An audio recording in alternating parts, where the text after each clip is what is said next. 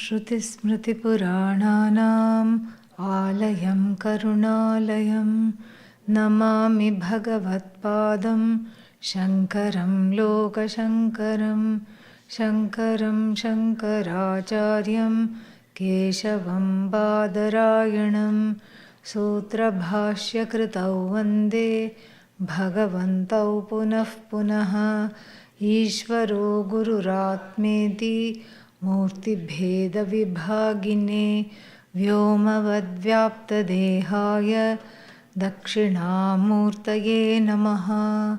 गुकारस्त्वन्धकारो वै ऋकारस्तन्निवर्तकः अन्धकारनिरोधित्वात् गुरुरित्यभिधीयते। ॐ सहनाववतु सहनौ भुनक्तु सह वीर्यङ्करवावहै तेजस्विनावधीतमस्तु मा विद्विषावहै। ॐ शान्तिः शान्तिः शान्तिः।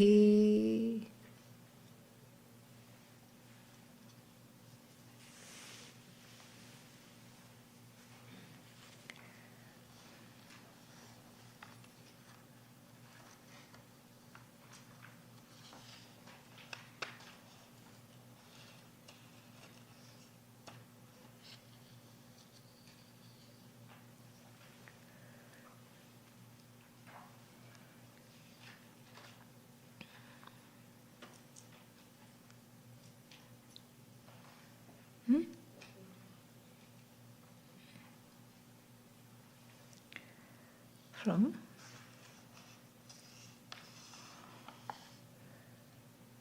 verse 12, we can start chanting.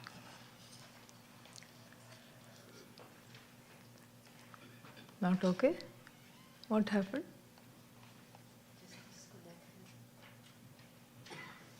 Put it on again, it will come. Try to reconnect it, it will come.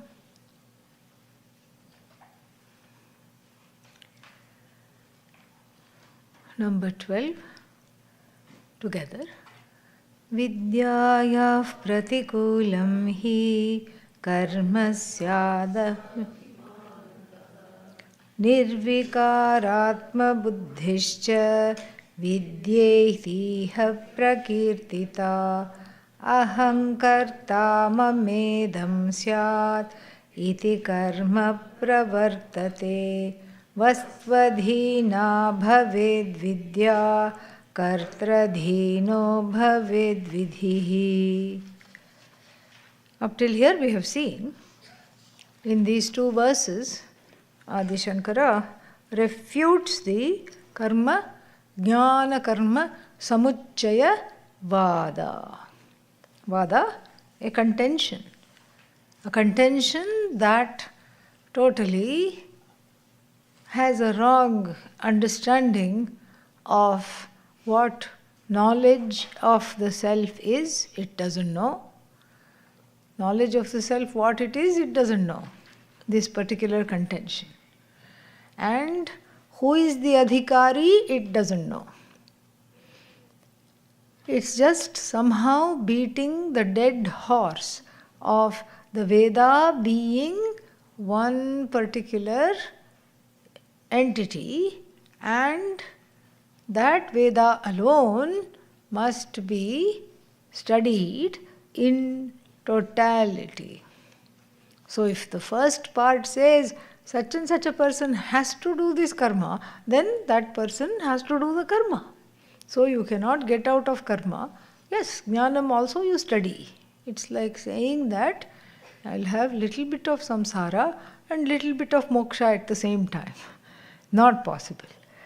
And so we saw the first refutation in verse number 12, Swarupataha Nirodha. That the karma and jnanam are not compatible. Why are they not compatible? Swarupataha Virodha, there is a there is a contradiction even from the standpoint of each one's swarupa. So karma and jnanam cannot mingle, because karma is what? If one has to do karma, karma is connected to karta, and then the karta has to be brought out. And what do you study in Vedanta class? I am indeed a karta. That's what you study, right? No. What do you study? I am not a karta. I am not a bhokta. So how can you say I am not a karta for 3 hours during the class time in the course of the day, and the rest of the time what are you doing? Keeping on bringing out the karta in various karmas. So that's why Vedanta doesn't work. And then in doing karma, there is a dvaita buddhi. Dvaita buddhi means I am the karta, and then this karma is directed towards who? Somebody called Ishvara, and that Ishvara is the recipient of my prayers. All right? And so this is the problem. And also, why am I doing karma? For karma phala, papa, punya. And what am I doing in Vedanta? Letting go of karma phala in order to grow. So therefore, in order to grow, to understand this, in order to become a proper adhikari. So therefore, the 12th verse says that they are two separate people. They are two separate set of people, and we have seen this in detail. How Veda and Vedanta are talking to two different audiences who have actually nothing to do with one another. They can't even look at each other. They belong to completely different realms. And we see this. You see this, people who like to go to temples a lot, not a little bit, but a lot, will not come to Vedanta. You see this all the time. I used to teach in Washington, D.C. for several years, and the classroom was underneath in the basement, and the deities were all above. And then the organizer of the Vedanta classes used to lament that there's only 30, 40, maybe 50 people downstairs, and there are 150 people upstairs. Why is that? So I would just tell them, I would console them and say that what goes up must come down. So eventually that's what will happen. Force of gravity. And so this is how it is. If there is too much interest in temples, etc., one is fostering Dvaita all the time. All the time, fostering Dvaita. Dvaita, Dvaita, Dvaita, because there is some, insecurity. Insecurity is already there, but here the insecurity is going to be taken care of how? Through basically relying on Ishvara as somebody who will protect me, who will take care of me, who will save me, etc., etc., etc. And so that for Shravanam, certain things have to be interrogated. Certain things have to be definitely interrogated, and so therefore karma and jnanam are completely incompatible. And then that is verse 12. Verse 13 says that this identification with the karta and the karma being mine and the karma phala accruing to me, that's why I go into all these gotras and all these things in big detail. That's why I say I belong to this particular, I am the daughter of so-and-so, I am the son of so-and-so. All this is said in this pravara. When you introduce yourself, this is what you say. I belong to this particular Veda, and then Yajas Shakha Adhyayi, and the son of so-and-so, daughter of so-and-so, this is what I do, this is who I am. And this is how you introduce yourself to Bhagavan, this is how you introduce yourself to the elders also. So that that identification with one's lineage and with one's doership is very, very tight. And so aham karta, when one says, and then what? This is mine, and that is the modus operandi, that is the origin of all karma, is kartritvam. And then a very important point that nobody else other than Adi Shankara has talked about is pointed out here. What is that point? Kartradhina bhavet karma, vastvadhina bhavet vidya. The knowledge is as good as the object of knowledge. The knowledge is not true to what I think it should be. I think it should be a wonderful sunny day, but that's not what it is. And it looks like it will rain at some point or the other. But no, I don't accept that. Whether you accept that or not, what is the reality? That's how it is. That is how knowledge is. It is what it is because it cannot be what it is not. Simple. That's what many people don't understand. And so when you try to overlay when one tries to overlay one's own subjectivity on an object of knowledge, then there is no clarity there. And so that's how the clarity is compromised. And even in these Purva Pakshas, their own clarity is very badly compromised, very badly, subjective they are. And then, therefore, whatever they say does not make sense. So here the refutation is this, that knowledge is as true as the object. Because the eyes are not making the mistake. Sometimes maybe they make a mistake, but generally they don't make a mistake.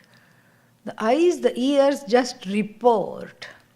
They are journalists. They just report. They just say, you know what, this is how it is. There are samosas getting ready. The nose is reporting, that's all. And then what does the mind say? I want. And that I want is the subjectivity that is overlaid on the samosa. And then somebody comes and says, you cannot have because this is made for this specific purpose. Oh, why me? And you see how sorrow, anger, everything ensues.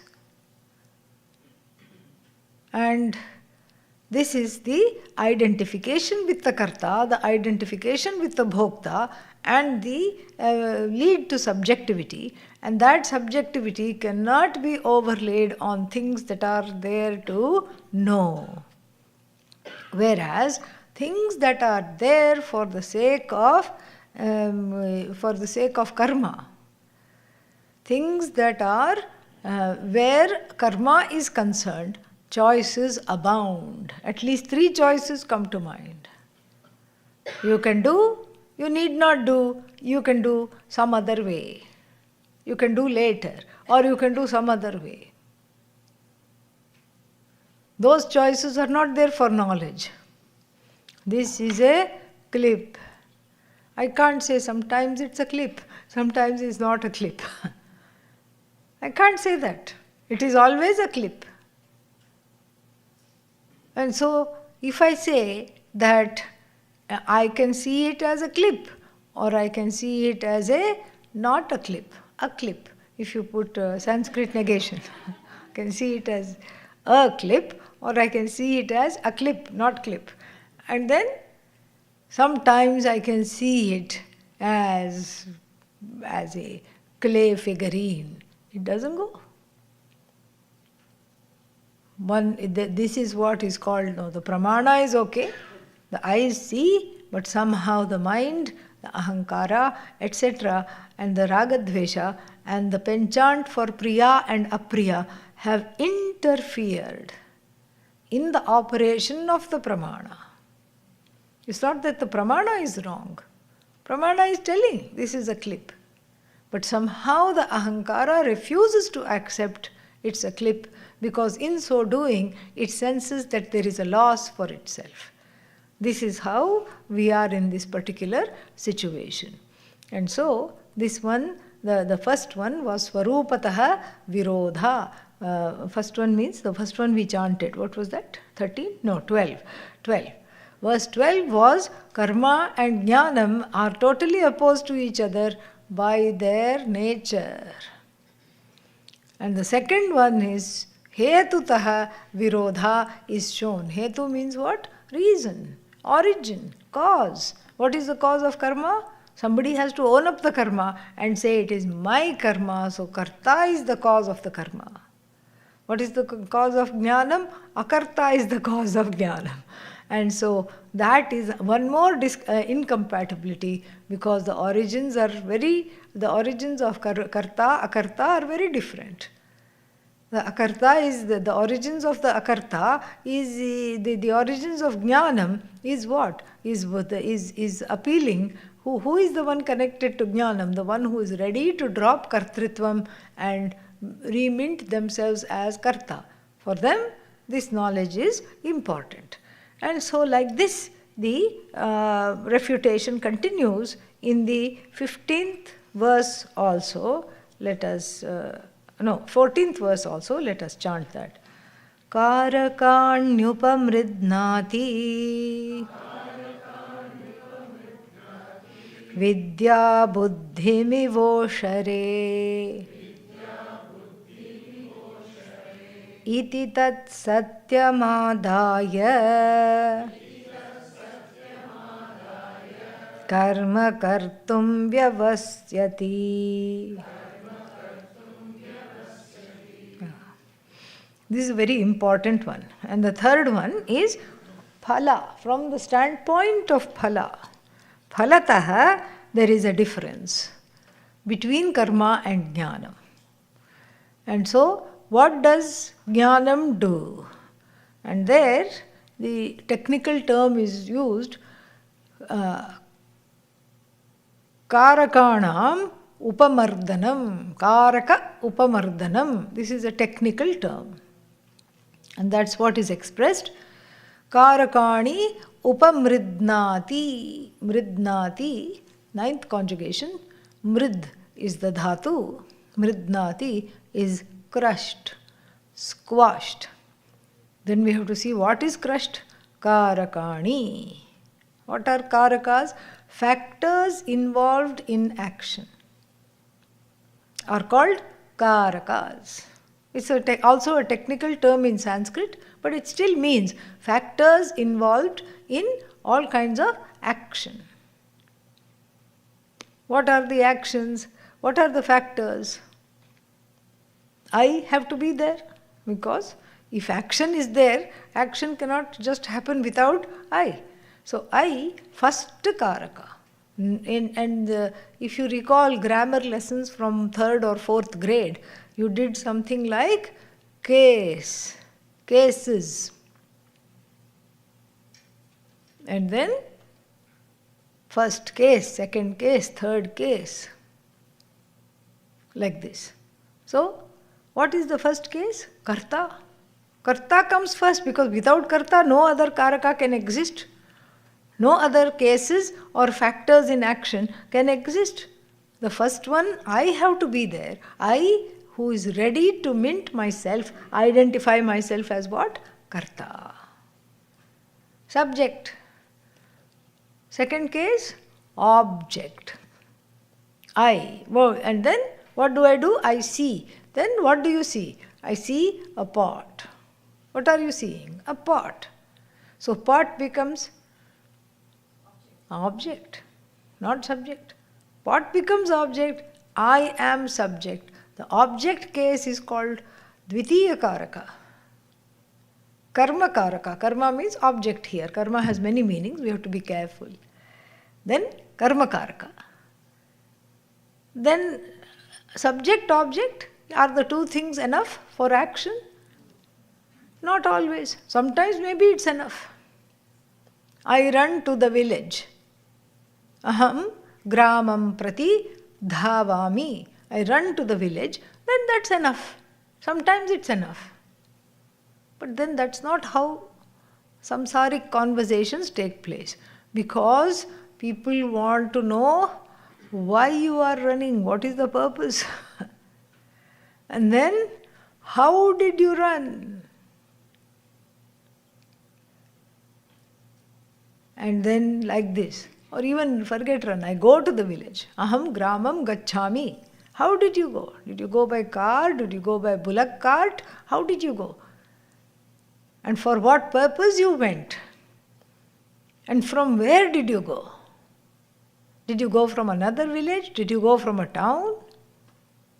And then, were you accompanied by anybody else? This is the talk of Vyavaharika Satta. If you just say, I go to the village, nobody stops there. There are many curious people, because that's how it is. They want to know everything about you. Not about you, but what you are doing. But why? Because they can't stand to think about themselves, okay? Yeah, so you become an interesting diversion for them, and they become an interesting diversion for you. And you would have met so many people in your life, and out of those people, some of them like to ask a lot of questions. Oh my God, they don't stop. You just say casually, I was having dinner and some phone came. What did you have for dinner?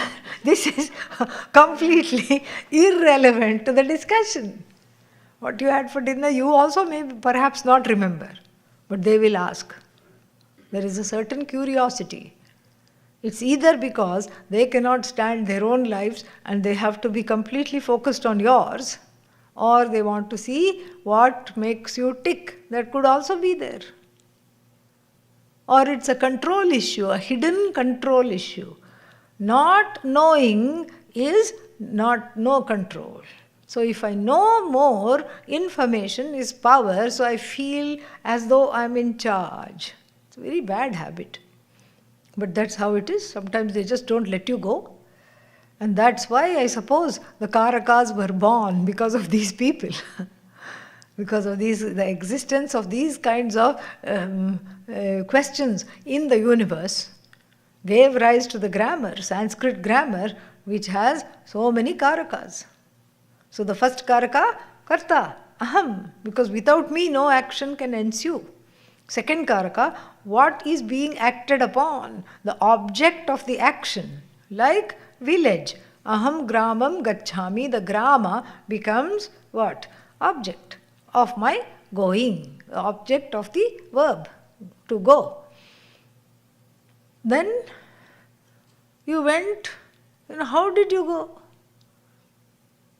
And then I went by chariot. And that by chariot becomes the instrument of going. The instrument I use to go. Rathena gacchami gramam. See how the samsara is being born here by increasing interactions and increasing all kinds of giving karma, a boost. Nourishing karma. Then of course the curious person will ask the next question, why did you go? And then you can say something. Well, give me a reason. Why did you go to the village? Make up a reason. Yeah, to meet somebody, to greet somebody, or to see something, or to get something, whatever it is. So that purpose of action, the reason why you go to the village, becomes what is called sampradana karaka, fourth case.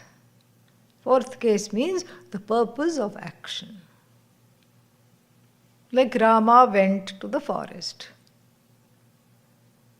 Rama goes to the forest. Why? Pitruvakya paripalanaya. That is fourth case.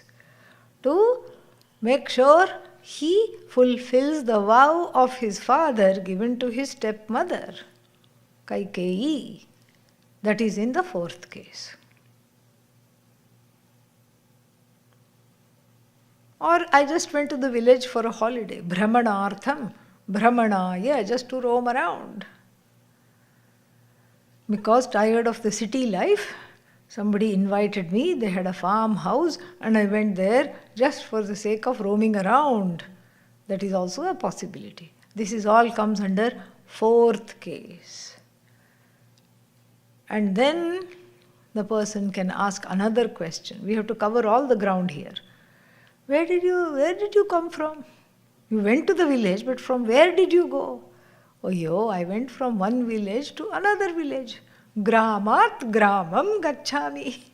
Rathena brahmanaya. See already how long the sentence has become. First it was aham gacchami, I go. Then the next question, where? What is the object? Where do you go? What do you do? Oh, that's okay, I just went to a village. And then there is more extension of interaction. This is needless interaction. Totally needless interaction. And then somebody went. Why should you worry about all the activities, blow by blow report you need? Why do you do that? But that's how people are. And then the next one is why did you go? Then where did you go from? Gramat, fifth case. I went from Gramantaram, and I went from another village to this village. I go from village to village in the chariot for the sake of roaming around, for the sake of having a good time. What did you take with you? My bag, okay? Yeah. My suitcase. I took with me my suitcase. Or I packed my lunch. I went with my lunch. So my suitcase, my lunch has nothing to do with the verb. It is connected to the noun, which is me, I. It is connected to the karta. It is not connected to the verb. This is called sixth case, genitive case. His, hers, its, mine, yours. My bag. Mama bhojanam, my lunch, which I packed to take with me and go from one village to another village via the medium of a chariot. See how unwieldy the sentence has become. Then there is the location of the action.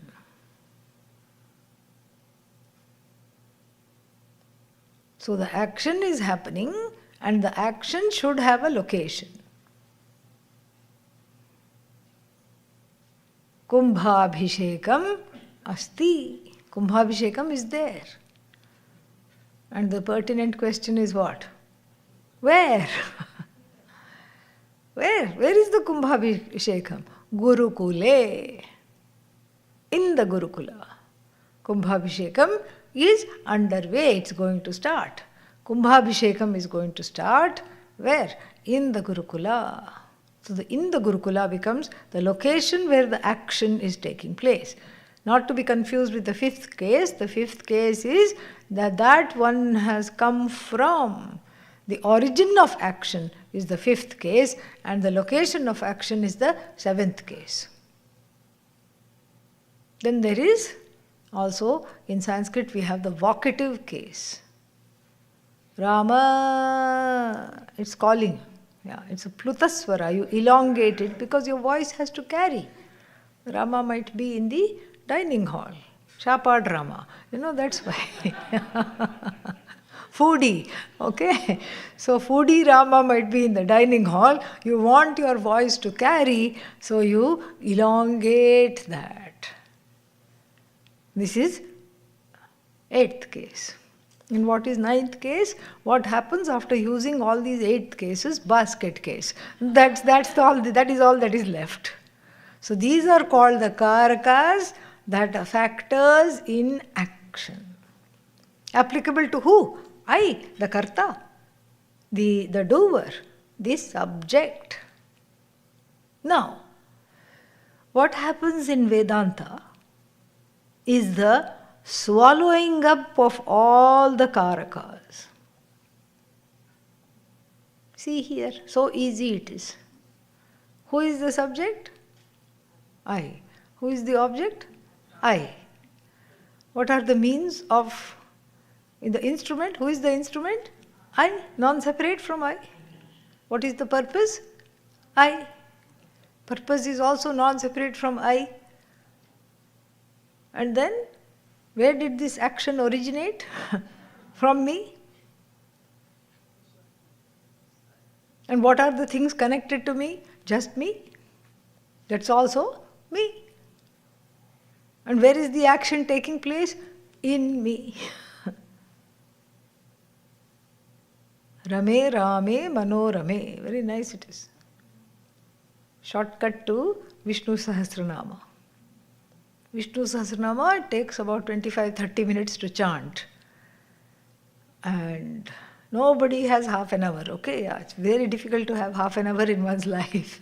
It might sound funny sitting here, but go back to your lives and you will see what I say. Very few people can take half an hour out. And Parvati, knowing this, asked Lord Shiva, please give a shortcut because everybody won't have half an hour. And so he gives this shortcut. Shri Rama Rama Rameti Rame Rame Manorame Sahasranama Tattulyam Rama Nama Varanane. If you chant this, it's like chanting the entire Sahasranama. So they say, okay? Yeah.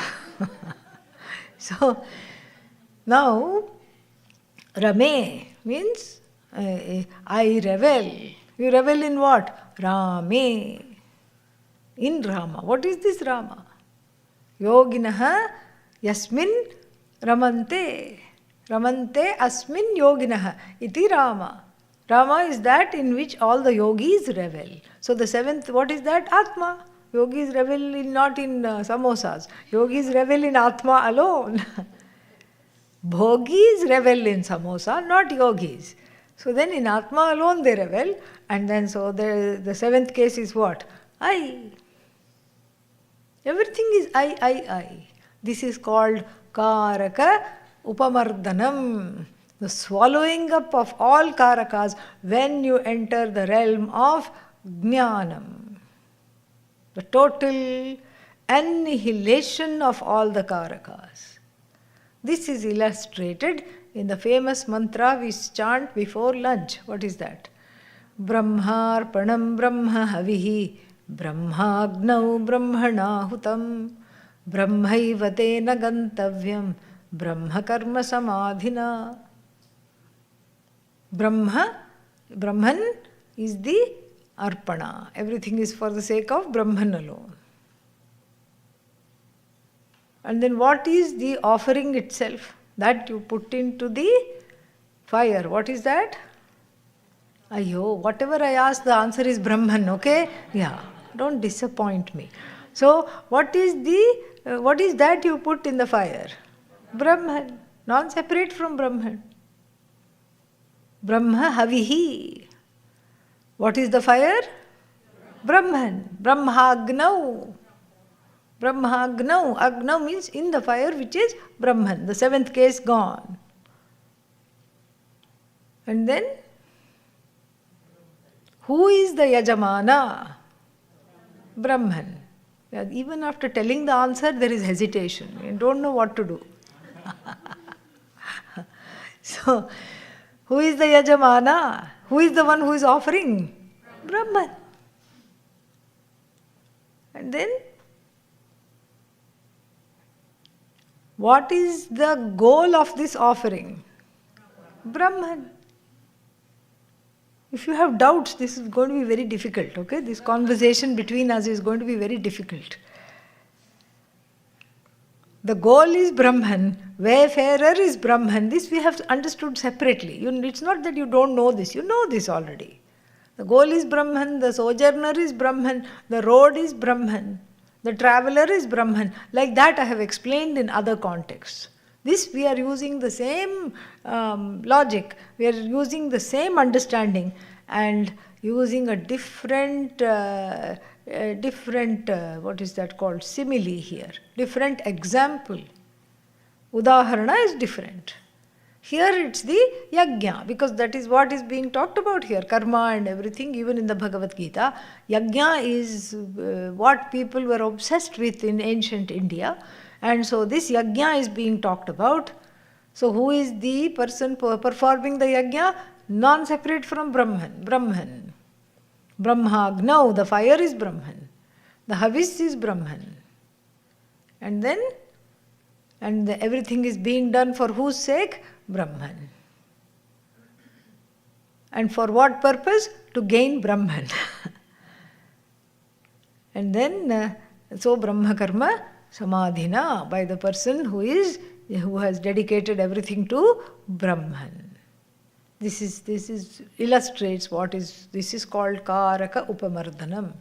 So when Kartritva attack comes, I am a Karta, I am great, I am wonderful, you can immediately chant this mantra to come down from the hobby horse that one is sitting on. Thinking immediately, as soon as some kind of a pride or manita, dambhita comes, I am great, I have accomplished so much, I have done a lot and I'll continue to do a lot, but really, if I look at my accomplishments, nobody my age has accomplished whatever I have.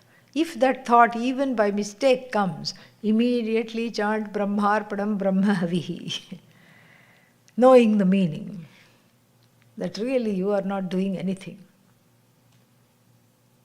Even the self-made man, so-called self-made man, really, nobody is self-made. Self-made man also had a mother who gave birth to him. He didn't make himself and drop out of the sky. And then what? Self-made man will say, I studied under street light. Street light given. Buddhi to study given. And then books. Oh, but they were in tatters, they were hand-me-downs. Hand-me-downs given. I had only 2 pairs of clothes. One dhoti on me, another dhoti on the tree drying. Tree given to dry your clothes. You didn't construct the tree. And then what else? The clothes given, more than 1 pair. One day I ate dal rice, another day I had to eat rice and dal. Given. That's also given. I had to work really hard to educate myself. Given. The hard work, the ability given, body given, mind given.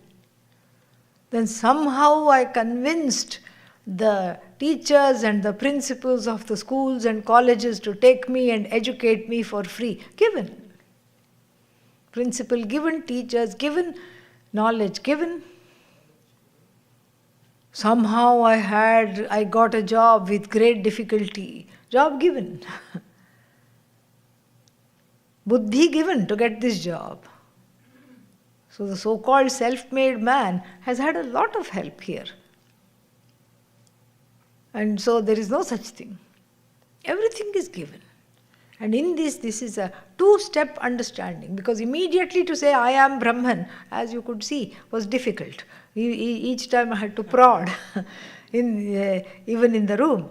So therefore, you do a 2-step kind of a gradual jump. You don't immediately do that, immediately say Brahman. You say everything is given. Ishvara. Everything is Ishvara. And then you go to the next step and say what? I am non-separate from that Ishvara. That is also given. Vedanta knowledge given. And so, this is the Karaka Upamardhanam. And then here it says, Karakani Upamridnati.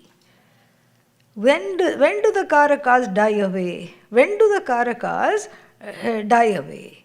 The death of the Karakas coincides with the rise of knowledge of the self. Very beautifully put here. Vidya Buddhim. So when the Buddhi is oriented towards Vidya. When the buddhi is Vidya buddhi. Very nice.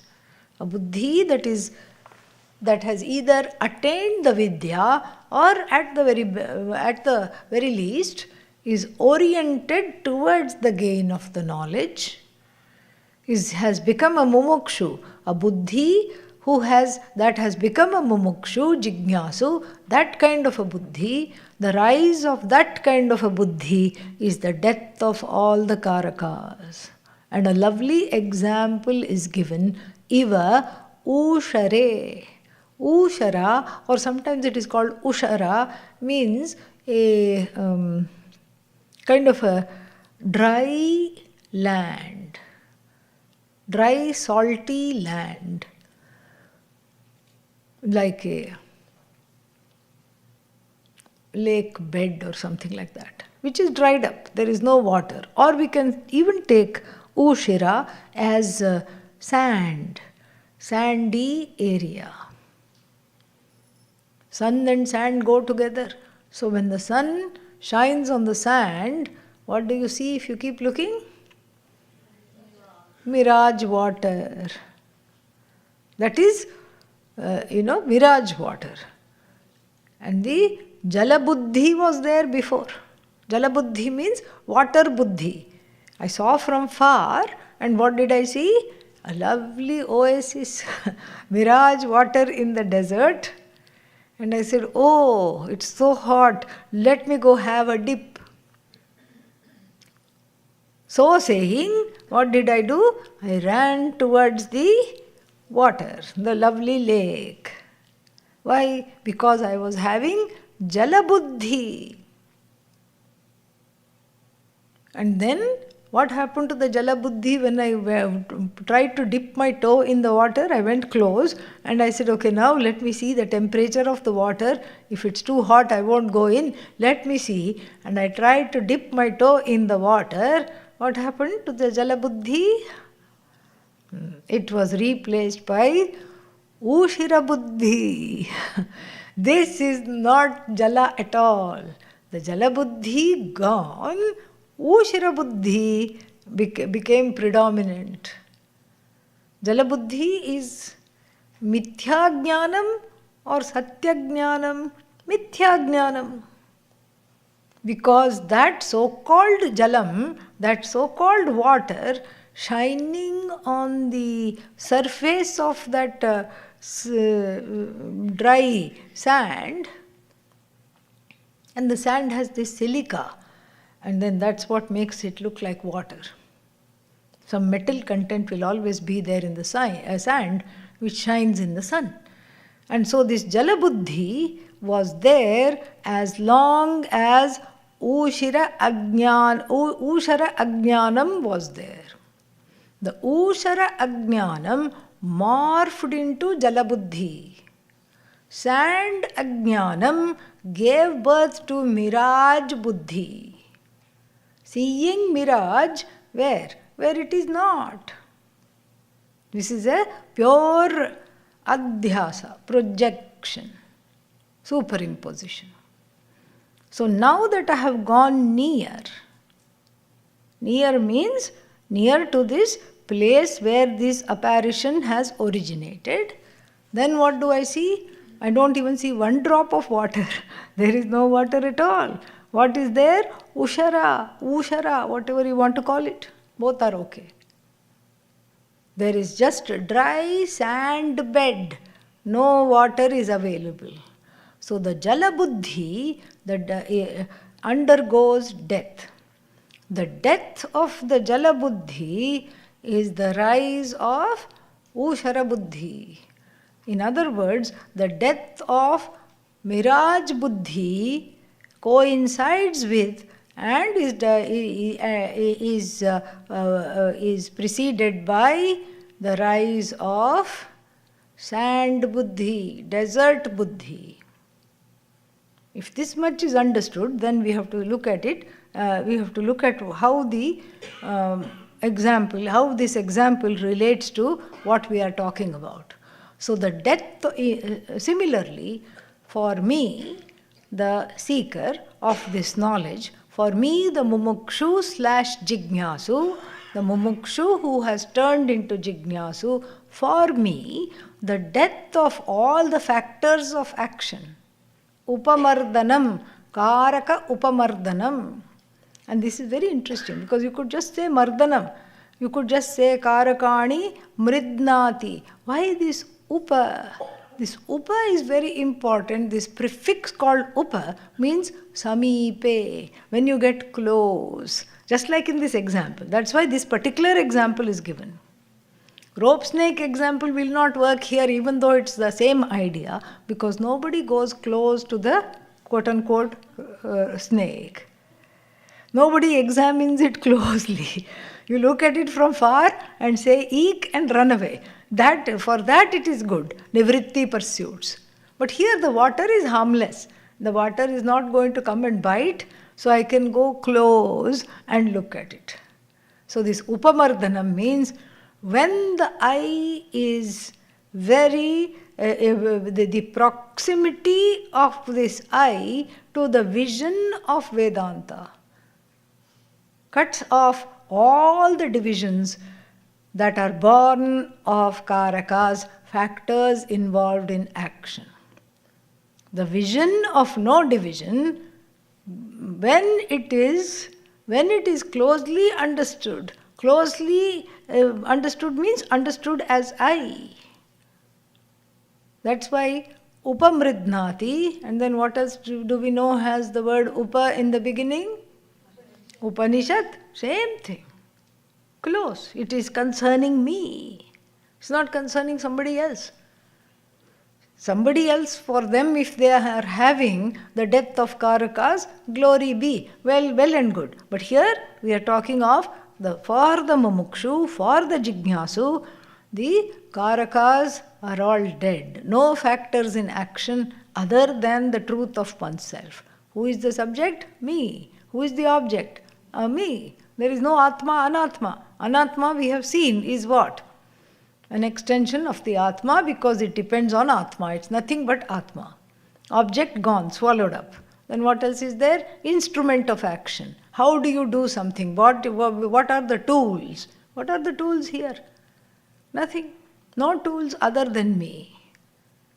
What is the purpose of action? Arey, I'm telling you there is no action and you want a purpose? There is no purpose other than me. Where did this originate? The I did not originate. It's just me. It has no origin, no beginning, no end. What else is there with the I? Nothing. Nothing other than the I. Sixth case gone, fifth case gone. Where is the I located? It's not located anywhere. Why? Because it is all pervasive. Chaitanyam. And so, what about vocative case? There is nobody else to call out. Atman, like this. Okay? So that is also not there. All the karakas, when they are closely examined, die away. Like even the lake or the mirage lake evaporates in the as one has the knowledge of the sand bed, we can say. Dry sand bed. The dry sand bed knowledge, what does it do? It removes mirage buddhi, water buddhi. So the jala buddhi is replaced by ushara buddhi. Ushara buddhi. So ushara buddhi and jala buddhi are opposed to one another. This is another thing we have to see. So you can't say, I see a little bit of water and a little bit of sand. In knowledge, compromise doesn't work. We have already seen that. You can't see a little bit of water at the same time you see little bit of sand. Doesn't work. So then, jala buddhi is opposed to sand buddhi. And similarly, aham karta and mama idam and all these things. This belongs to me, I am the karta, and then this is my sister, that is my brother, this is my family, that is my gotra, this is my grandfather, all these things, all the karakas. I come from that particular village, and now I am settled in the city, and then I have now come to America, and all these things are just nonsense. They have no pertinence to the definition of the I unfolded by the Upanishads. And until this Brahma, this delusion is given up, the rise of knowledge in the heart cannot take place, because all these karakas means this cacophony of identities. I am this, I am related to that, I come from here, I am going there, and this belongs to me, this doesn't belong to me, I am located here, all these things. This identities conflicts with, is in direct conflict with the understanding of the I as free of all identities. You cannot say I am karta and akarta. Can you say in the same breath? No, you can't. You can't identify both as karta and akarta. It's just physically not possible. You can't say I am not the doer, but yes, I am the doer. You cannot say that. And you cannot say any of these things. And so therefore, how to give up these identities? Cognitively. The cognitive understanding that I am everything. I am non-separate from anything that is here. And all that is here is what? Mithya. And what am I? Sat. Sat Chit Ananda. And what is Mithya? Dependent on Sat. Adhishthana Ananyat. Not non-separate from Sat. So yatra yatra mithya, tatra tatra Sat. Wherever there is mithya, or you put it in Indian English, wherever there is mithya, where there is mithya, there, what is there? Sat. Can you say the other way around? No. Wherever there is pot, there must be clay. I cannot say wherever there is clay, there is pot. No. Not possible. Because so many things can come out of clay. Lamp you can make out of clay, figurine you can make out of clay, lid you can make out of clay, jar you can make out of clay. It's not necessary that wherever there is wherever there is clay, only pot must be there. This is the Satyam Mithya as though connection. Mithya is non-separate from Sat, Anatma is non-separate from Atma. Atma is what? Transcends Anatma. Anatma is Atma, Atma cannot be Anatma. And so similarly here, I cannot, just like a person, Yugapat, simultaneously cannot see water, mirage and sand at the same time. Because the two are opposed. Sand drishti is opposed to sand bed drishti, is opposed to water drishti. So the vision of the water and the vision of the sand, just like they cannot simultaneously exist. The vision of division, the division I am a karta and I am separated from the factors of action and the means of action and the other people that are coming with me along for the action, everybody is separate. This is a big delusion, and this is completely opposed to the knowledge that I am only one here, non-dually one, and one with everything else that there is. The everything else is dependent upon me. I am not dependent on anything else. In fact, its everything is just an extension of me, we can say. And so the two things are extremely opposed to one another.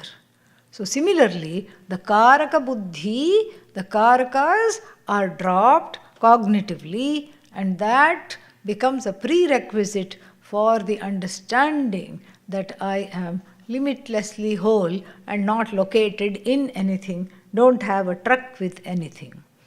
So then the second line is a rhetorical question. Iti tat satyam adaya. Adaya means accepting.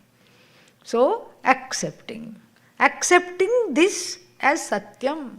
Accepting this as Satyam, there is a pun there, accepting this as the truth, we can say, or accepting this as the reality, we can say. Both are applicable here. Accepting this only reality. What reality? All that there is Satchidananda, and I am that Satchidananda. This is the reality. So accepting this as the only reality, then what is the question asked here? If I accept this as the only reality, then karma kartum vyavasyati. Do you think somebody will then start to do karma? No.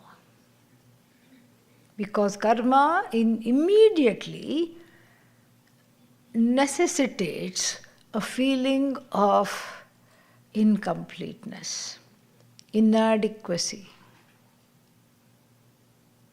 Any karma is attached to desire, and the desire is attached or connected to a sense of insecurity, inadequacy, etc. There is a line in the Brihadaranyaka Upanishad which illustrates this very well.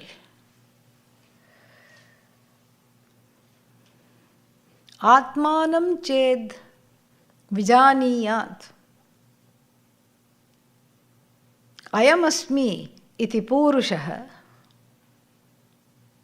kimartham kasya kamaya shariram anusanjvaret.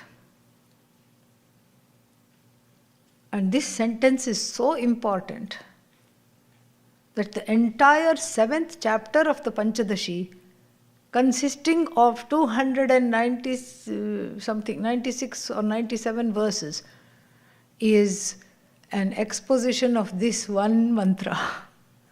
The entire long chapter called Tripti Deepa, and considered to be a very important chapter. Amazing it is. So I'm going to summarize this in 5 minutes, okay? Panchadashikara took how many? 296 odd verses, but here we'll try to look at this a little bit and then continue in the evening class. So what is this? This is Atmanam Chet Vijaniyat. If one knows the Atma. Why is there if? Adi Shankara says the word Chet is because it is a very difficult thing. There will be many distractions. Many people just drop the pursuit because it requires discipline, it requires prerequisites, it requires to not become a homaholic, not do too many homas and all these things. It requires to let go of the duality. So therefore, it is a big if. If one knows the Atma, Atmanam ched vijaniyat, as what? Ahamasmi, ayamasmi iti purushah. I am this Atma. Then the question arises, kimartham, for what purpose? Kasya kamaya, to fulfill what want? Shariram, shariram means the body. Anusanjvaret. Shariram anusanjvaret.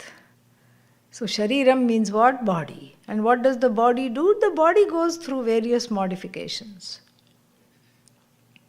Suddenly it is well, suddenly it is feverish, suddenly it is happy, it feels comfortable, suddenly there is stomach ache, and gradually it is getting older and older and older and older. The changes for the body. And here, when the body is sick, shariram, what happens to the shariram? Sanjvaret. Sanjvaret means becomes feverish, is ill. But I, who do not need anything, kimartham, for what purpose? Kasya kamaya, for what? To fulfill what desire? I don't have any desires. Because this knowledge has cut through the charade that I am an incomplete person, has cut through this masquerade that I am a jiva. The jiva is an impostor. I am Brahman. And Brahman means full, whole, without a second, without any kind of desires, without incompleteness, insecurity, self-judgment, criticism of others, self-loath, self-critique. Nothing is there. This Brahman is amazing. This is me. Once I know this, kimartham, for what purpose, kasya kamaya, to fulfill what desire, will I get re-identified with the body and jump up and down with the body. Body is feverish. What do I say? I have fever. That's how people talk. I think I have fever. At least that's better rather than saying at least there is a little bit of distance, as opposed to saying I am feverish. Sanjvaret. So this sharira, sanjvaret means it is doing its thing. It's in frantic activity. It is trying to throw out the germs and whatever bacteria. It is trying to put up a defense system. It is not feeling well. It is aging. It is cranky. Whatever it is doing, the body, mind, sense complex. I don't join them. Because why? I am Purna. I have nothing to fulfill, nothing to seek, nothing to gain, nothing to lose, nothing to accomplish, nowhere to go, nowhere to come out of. And I am not bored. So therefore I don't need entertainment. Atmani eva atmana tushtaha sthitadhihi munihi uchyate. Bhagavad Gita says that. We'll stop here, 7:30 to 8:30 instead of satsang. We are having class tonight. We will see that. Om Purnamadav Purnamidam Purnat Purnamudachyate Purnasya Purnamadaya Purnamevavashishyate. Om Shanti Shanti Shantihi. Harihi Om Shri Gurubhyo Namaha. Yoga is at 11 o'clock. Okay? Can you stop at 12 today? Because I think 12 they'll have some Purnahuti or something. Yeah. So today, tomorrow, 1 hour yoga.